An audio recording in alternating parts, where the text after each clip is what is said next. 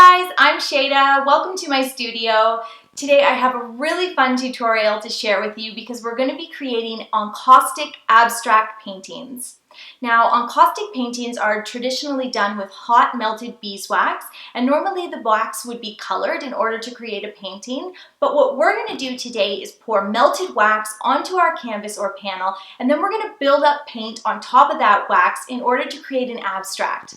So let's get started.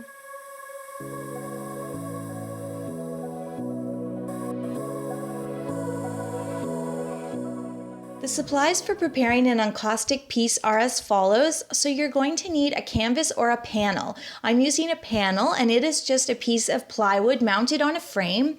Now Chris made this one for me, but you can purchase these at any art store. If you don't want to use a panel, you can use a canvas, a mounted canvas, but make sure the canvas is raw. So don't get one of those white ones that's coated in paint or sealant or gesso. You need raw canvas mounted on a frame. And you'll also need some beeswax, and you can grab that on Amazon, and you'll want a double boiler to melt the wax. So what I'm using is just a pot with a mason jar in it, and that mason jar will just be a wax melting mason jar from now on. And then you'll want to grab an oven mitt, a tea towel, and some latex paint to help you seal your piece. So the latex paint could just be something you have left over from painting a room. And you'll also need acrylic paints. Now, embarrassingly, I'm using these dollar store ones, but I'll show you that it is possible to do a painting with these dollar store paints. And then you're going to need some different sized paint brushes, and I'm using synthetic paint brushes. Okay, so here's how the process begins. I have my double boiler all set up on the heat. So I've got a pot of water. I've placed my mason jar in the water, and then I'm putting the pieces of beeswax into the mason jar. And I just heat up that water to boiling and let the wax melt. This way I don't have to worry about the wax burning, and you just need to be patient and keep placing little chunks of beeswax in there and letting them melt. It might take 15-20 minutes depending how much wax you are melting. There's what mine looks like. I'm just waiting and waiting. And here's what it looks like, of course, when it's all melted. It's completely liquid. So I have about maybe 3/4 of a cup of wax here. And I'm going to take that and with my oven mitt, and I'm just carefully pouring the liquid wax onto my panel. And then you'll see here I'm also using the end of a paintbrush, an old paintbrush, to sort of move that wax around. So that gives me a little more control. So I'm pouring, but I'm also moving the wax around a bit, and that'll also help to add texture. And you can take your time. Don't rush when you do this. I think the first time you do it, your inclination might be to really rush and get the wax on the panel or on the canvas, but it's not going to solidify in the 10 minutes. So take your time, think about where you're placing that wax, try to get it all over the panel. You can see I'm emptying the jar there, and then I decide that I would like to heat up a little more wax, so I'm going to do a secondary layer. So just patiently waiting for my wax to melt a second time, and then here's what it looked like when I poured on a second layer. So I'm getting even more texture and interest there. And then once you're done with the wax pouring process, you are going to set that aside, allow it to dry for a few hours or even overnight. And then the next step is to coat the entire panel and wax in a coat of latex paint. So go around the sides, cover everything with a nice thick layer of paint. So latex is water-based paint, so something you might have around the house, or you can grab some at a hardware store, and you're just going to completely coat that. And that is going to allow us a beautiful surface to start an abstract painting.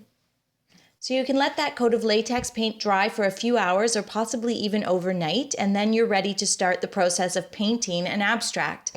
Now, first things first, you're going to need some acrylic paints, and you can purchase some nice acrylics for a fairly good price at an art store. I recommend getting the primary colors, which are blue, yellow, and red, as well as a white and a black, so that you can add shade and tone.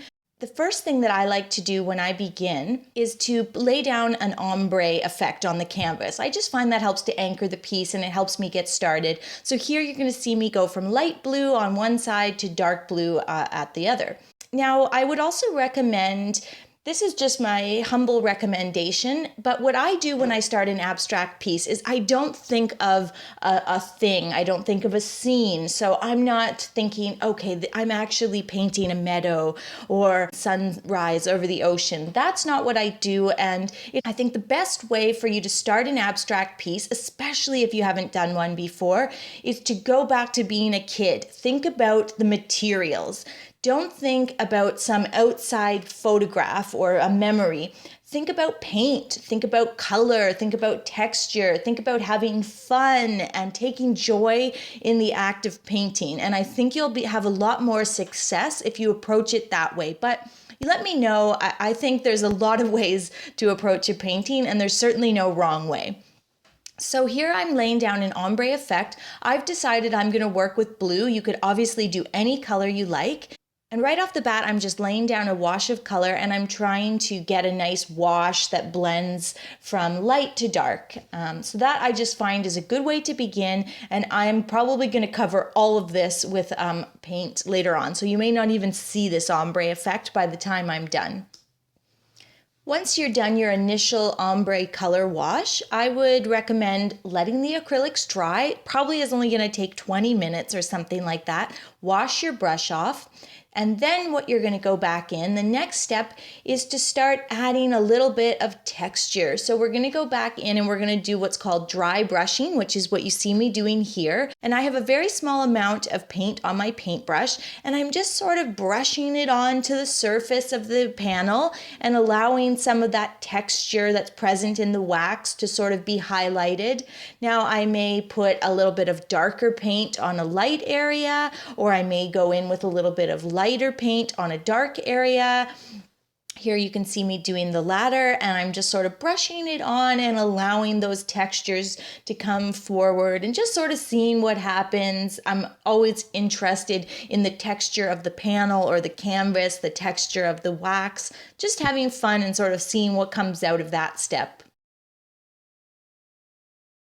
So in a very real way, I can't tell you guys how to paint an abstract painting. It sort of has to come from you, but my advice, let's just recap here, is to not start with a concept. If you can, just try to have fun and take joy in the materials.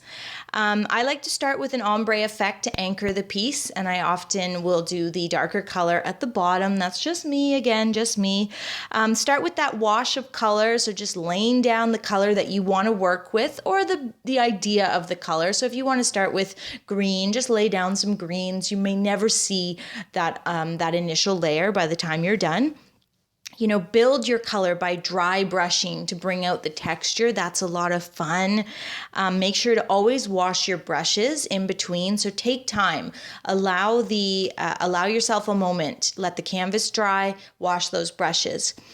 Then what you're going to see me doing here is once you've sort of done those first steps, start to add a little bit of color. So you can maybe, add in some contrasting colors. Here you're seeing me lay down a little bit of pink. So I'm adding this pink to this piece.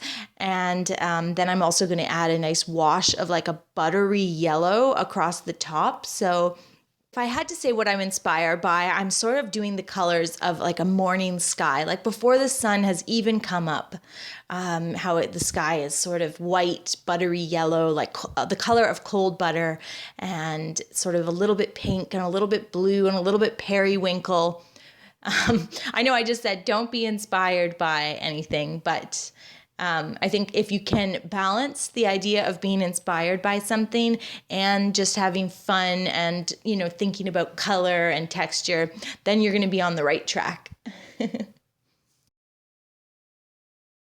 So you've done your ombre color wash, you've brought out a little texture through dry brushing, you've added some contrasting colors like adding yellow and pink to blue.